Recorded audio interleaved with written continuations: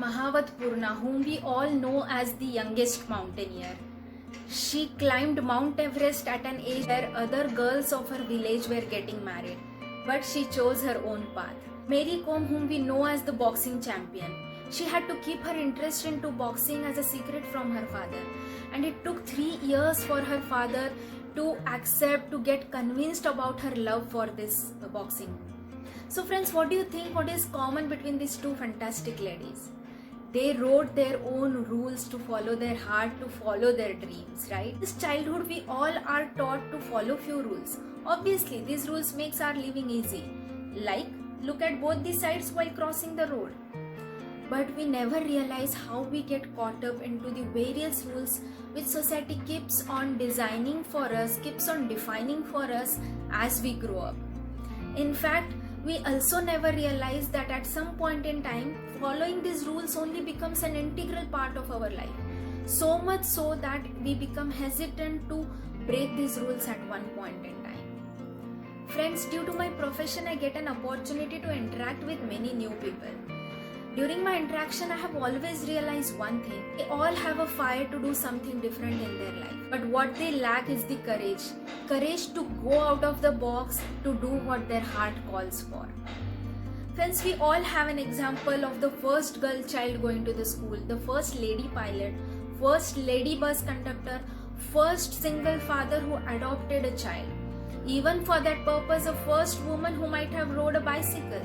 Woman at the age of 96 going to the school. We all have these examples because they all have courage to write their own rules. What if they would have settled down with whatever they have? What if they would have accepted the situation as it is? Obviously, we would not have been fortunate enough to have these examples in front of us. Friends, if I want to achieve my dreams, it is very much important that I have a courage to be fearless. I can achieve my dreams only when I stop accepting the situation as it is. Only when I stop giving excuses. Excuses such as, oh, the things are this way only. You are supposed to do it this way. I am all alone at my home. I don't have any support from anyone. What do I do? This have been the situation since so many years at my home. Friends, let's ask ourselves a question, that whatever decision I have made into this moment in time, whether that decision is giving me happiness or not. Is it really up to someone else to fix my problems, or it is up to me to fix my own problems?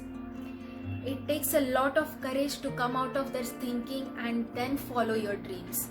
It's completely okay, friends, for a working mother to hire a cook so that she can spend that extra time with her child.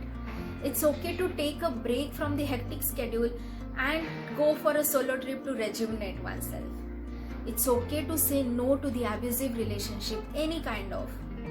It's okay for a student to take a break from his studies for some time and contemplate as to what exactly he wants from life.